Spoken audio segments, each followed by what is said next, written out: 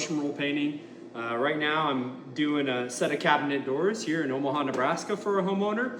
And I just wanted to run through you with how we go about doing our cabinets. So right here we actually have a birch door. Homeowner really likes the stain, but over time, just due to the wear and tear that you see on the inside of your kitchen, we have a lot of nicks and chips and dinks. But again, we really like this stain color, so we do this process called a basic refinish. And so what we first do is we go through and we actually clean all the dirt and grime, the built up grease on the cabinets with Credit Cutter. And then after we're done with that, we go through and we give it a really good scrub or a really good scuff with this Scotch-Brite pad, which represents like 220 grit. So we go through and sand it really, really good. We also use the Scotch-Brite pad when we go through and clean it as well. And then we have this product we use, it's called General Finishes RTM. So this actually is a color, this is called burnt umber, but there's like 12 different colors that make up like 400 different colors. So we're able to get a really good match on this stain. And so what we do after we've cleaned it, we've sanded it, now we'll go through and stain this door. So we have a little styrofoam pad here with our stain. And I'll show you sort of what this looks like after we get done staining it and then walk you through the finishing process. So I just like to go here, I like to wipe on the stain, and you can see here that a lot of the imperfections here on this door, once the stain touches it, just sort of disappears here. And this is how we go through and make it look a little bit more uniform, but grab these edges here. And when staining too, you'll notice that I like to go through and do like a wipe on, wipe off. I'll leave a little bit of stain on there to help with some of the imperfections that we have here on this door. But yeah, sort of give you guys an idea of how we take care of these doors when it comes to keeping the existing stain color. So again, go through, and now what I'll do is after I got my stain on there, I will go through and grab a clean rag and fold it up nicely, and then I'll sort of do this like little pull on, pull off technique. So where I like to keep some of the stain on there, not all of it.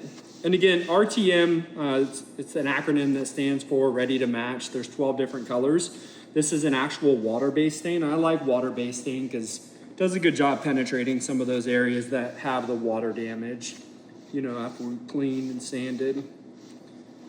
Get a pretty good gist of what that looks like. A lot of the areas that were once damaged by just the normal wear and tear. I'll go through and show you this front side too as well. So this front side's pretty rough here. So again, I'm gonna go through and just show you what it looks like once we've wiped this cabinet door down.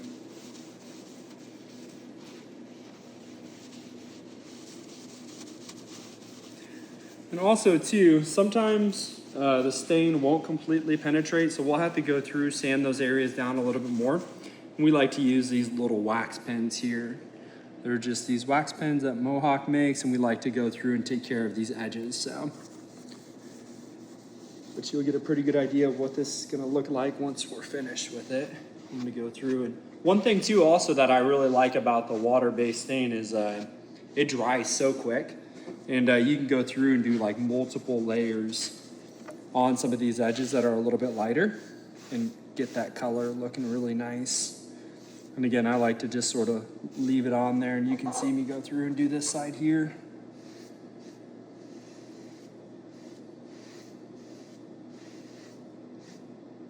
I'll just leave that just like that. This sort of gives you a quick idea of what this looks like after we're done with it. But once we get our stain on and we go through and dress a lot of these major areas of concern here, I like to go through, and once we're done doing that there, I like to go through. So this is the primer that we use. This is a water-based clear primer. It's called the Isolante. So what this is gonna do is it's gonna seal in that stain, lock in the wood really good. And then once we're done with that, we do fronts and backs. We go through and we use a product called Malaysia. And so we actually add a catalyst to this which makes it extremely durable, more chemical resistant, more scratch resistant, scuff resistant. And we like to do 2 coats of this over top of the ISO. So that's pretty much a wrap on how we take care of cabinets. If you really like the stain color but have excessive damage, it's just called a basic refinish. Again, Joe Carlson with Brush and Roll Painting.